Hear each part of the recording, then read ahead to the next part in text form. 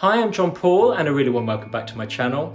Somebody wrote to me asking about therapy room. They're saying that they're putting a therapy room in at home and they asked whether there was anything that I thought would be helpful to have in that therapy room. So I thought I would show you around mine and just suggest some things which I think have been helpful based on experience over the years. So first thing to say is my room has a separate entrance from the driveway. It also just has this sign here. When I first started up, I started up as This Trusted Place because I started with somebody else. So that sign was put up there really when I first started.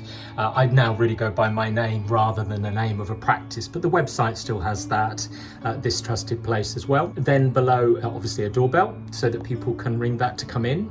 It's a separate doorbell from the doorbell, which is the main one for the house. So I've tried to keep this all separate from the house from a confidentiality point of view for clients as well. So then clients come into this entrance hall.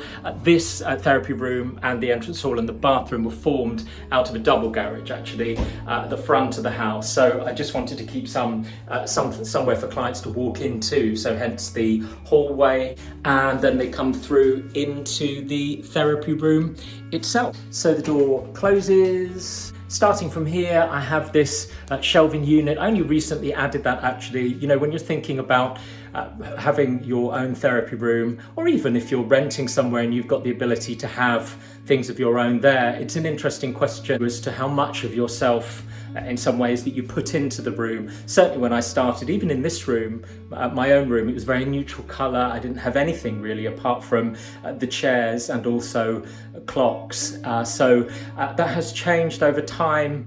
But of course, it's entirely up to you what you do there. I suppose with the thing that certain things might mean something to people. They might trigger some sort of response to people. So I think it's always worth thinking about what is around in your therapy room and you know why it's there. Yeah, so a few personal things there. Lamps there, you'll see a number of lamps around the room. I tend to light the room with lamps just from the point of view of it being a nicer atmosphere, I think. You'll also see a couple of copies of my book there as well, so I have them on the shelf too. And then moving around, here is the bathroom door. I mean, it's probably not essential to have a bathroom, but not all clients would use the bathroom, but some do. I mean, one of the main reasons really for having it put in is that this room's also used for guests as well. Yes, so there's the bathroom there, which, as I say, some clients do use. So if you can have it, or certainly access to one, I think that's a very helpful thing.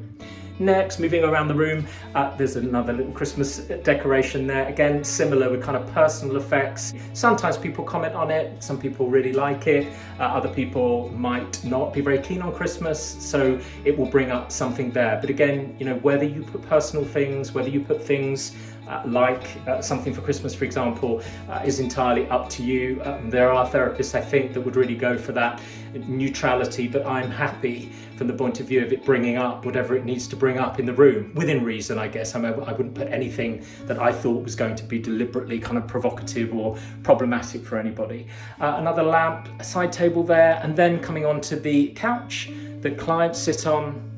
A few things to say about that. I didn't deliberately choose to have a couch. I probably would have had a chair similar to mine in the room because I don't see couples, which of course if you see couples then you would need something like that, or two chairs.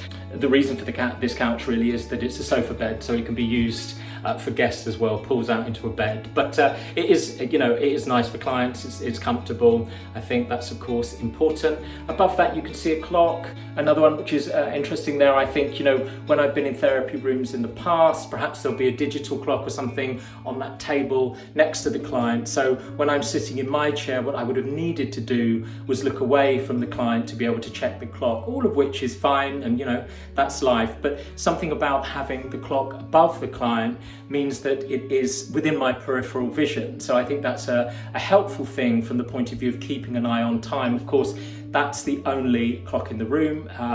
Keeping time is my responsibility, so I'm the person that needs to be keeping an eye on it all the time, and having it in that place and the way the clock is designed as well helps from the point of view of doing that without having to look away from the clients all the time. Look, as I say, we may worry, or I might worry about that more than clients do in some ways. You know, clients know that we have to check the time as well, but having something like this I think is a helpful thing there. Moving on round, another side table, another lamp. You'll also see next to that is a box of tissues. Again, as with anything with therapists, we can make quite a lot of things. You know, people have said in terms of tissues and offering them to clients that I suppose they can be seen as some sort of suggestion to stop crying in some ways. But I think, you know, most people would expect them to be in the room. They are practically helpful. A lot of people, when they cry, will look for tissues. So there are the tissues. Just moving on round there, can you see that? I think there in the corner, there is a jug of water and a cup. I used to have plastic bottles, but you know, for sustainability reasons, don't do that anymore. But I do keep water there and a cup. And again, some clients will regularly use that. So I think that's a good thing to have there. Another little nod to Christmas there. This blind is helpful. I don't have many issues with confidentiality here as far as people walking past the room, but I suppose, you know, when you've got clients at home, it is something that needs to be thought about there. The entrance to the house, the main entrance, is over there. So when clients are sitting here, they actually have their back to anybody coming to the front door. So there aren't really problems as far as people walking past or looking in that window. But I do think it's important to have something which does at least provide some sort of cover, you know, post people making deliveries can walk past. The main reason for having this blind actually for me is that you can see it's quite a big window for the room in some ways, and that the sun comes in that window all afternoon. So what can happen is the room can really heat up, and I do think that can be a problem for people. So what happens with this blind, or can do, it's really handy, is that you can pull it and it completely close it. So I think that can be a helpful thing. And then moving around the room, this corner, okay, this is my chair. So this is where I sit, of course, opposite the clients. Couple of things here. Again, there's another sort of personal picture. Kingfisher means a lot to me psychologically, so that's the reason. Somebody bought it for me as a gift, and I thought color-wise it worked for the room. I like kind of the natural images of it as well, so that I recently put up. But you'll see here a unit which does three things. It's a fan, and it heats the room, and it also cools the room. Just a couple of things about that. Of course, you know, there's a cost. It was an investment to put in a kind of air conditioning unit. I needed it in this room really because, as I say, the room is quite small, warmer summers, and that window really heats it up. But you know, I realized from a cost point of view, that's not sort of accessible to everyone, but it also is a fan as well, and I do think a fan is important for the room in terms of circulating air and keeping the room cool as well. Next, okay, just moving down to here. So as I say, that's where I sit. This corner, another lamp.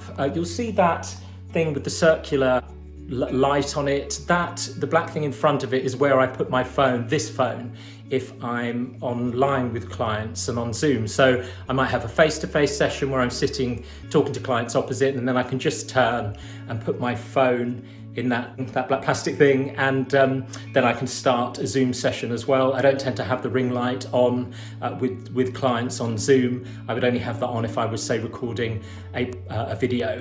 You may notice that in some videos I have recorded in this room and sort of have that as the backdrop. So that's what that's for, and I think that's quite handy as well.